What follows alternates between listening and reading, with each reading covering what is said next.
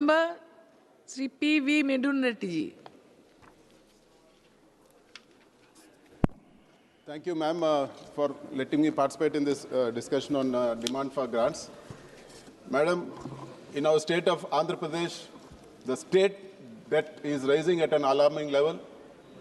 The difference in the growth of revenue and the increase in debt there's a huge mismatch. And if you see, madam, after the new government has formed, in the past 18 months, the debt of the state is 2,66,000 crores. It is the highest in the country that any state has borrowed. And if you see the previous government's debt for the 5 years, that is YSRCP government's debt for the 5 years, that is from 2019 to 24, is 3,32,000 crores according to the Parliament Minister's answer. The debt is really alarming, and if you see the growth of debt, it is growing at a CAGR of 22% in Andhra Pradesh right now, ma'am. It's the highest in the country, and the previous government was just 13.5%.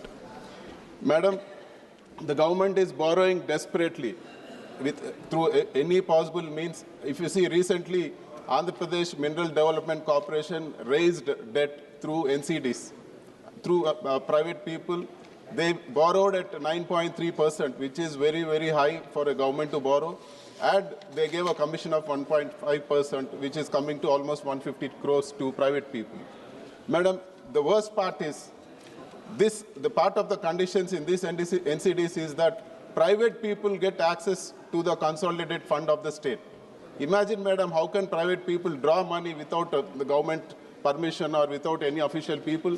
And most recently, right now, the Andhra Pradesh Beverage Corporation Limited has again called for NCDs for 5,950 crores, or roughly below 6,000 crores.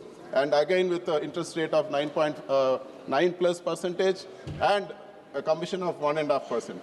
Madam, I would like to recall that in the previous 2019 and 24, the Finance Secretary wrote to all the states saying that any borrowing you do through government subsidiaries to the corporations, it will be a part of the Article 293 of 3 of the Constitution, which says that all the borrowings, indirectly if you do also, it will be in the part of net borrowing ceiling, part of the NBC. And even in August 22, 2022, the Finance Secretary wrote to the Chief Secretary of Andhra Pradesh saying that the then government wanted to borrow same through NCDs through the Beverage Corporation Limited. They said this is going to be part of the borrowing limit of the state. So even you borrow through your corporations, it is going to be part of the borrowing limit of the state. Madam, right now, I would like to ask the government.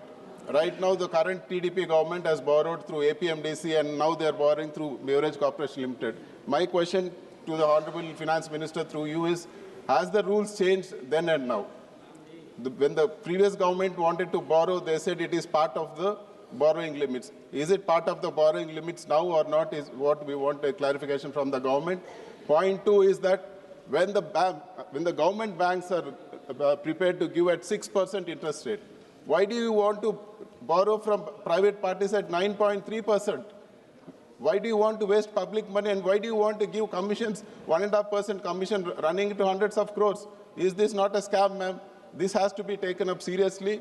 And the third part is that similarly between 2014 and 19, when TDP was in power, it was part of the NDA, they overborrowed, and then the next government, it was again deducted in the next YSRCP government between 19 and 24.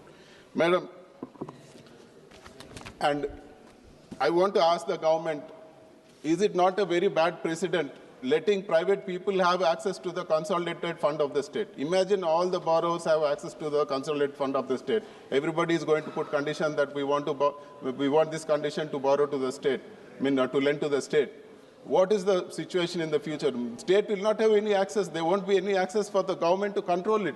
So this is a very bad precedent. The center has to step in and make sure that such conditions are not put up by the states. And we want the Honorable Finance Minister in her reply to talk about this bonds which the AP government is raising and which is against whatever rules set by the central government themselves, whatever letter the central government has written to our state. And coming to MGNREGA, ma'am,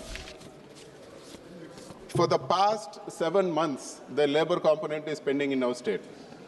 The center, when we met the Honorable Minister, they said that the fund is ready, you have to talk to your state. Madam, the labor component has to be paid in 3 days. The Act says the labor component has to be paid in 3 days. How can the labor sustain for 7 months? And there are almost 90 lakh active laborers registered in the state and who are dependent on this. What is the future of, how do they sustain and how do they survive, ma'am? And the worst part is from the Telugudesam party, we have a minister who handles rural development from the center, ma'am. Mr. Chandrasekhar, I don't know if he's here or not. What is he doing? I don't know, ma'am. Even in his own constituency, the MGNREGA payments are pending for the past 7 months. This is a shame to our state, and it's really pathetic. Madam, we demand that MGNREGA payments be released soon, and the minister, at least somebody put some sense into the minister's head and make at least in his own state, the neighboring states of Telangana and Karnataka are much better off in MGNREGA compared to our state. And Madam, we oppose the privatization of Visakhapatnam Steel Plant. Systematically, step by step, it is being privatized.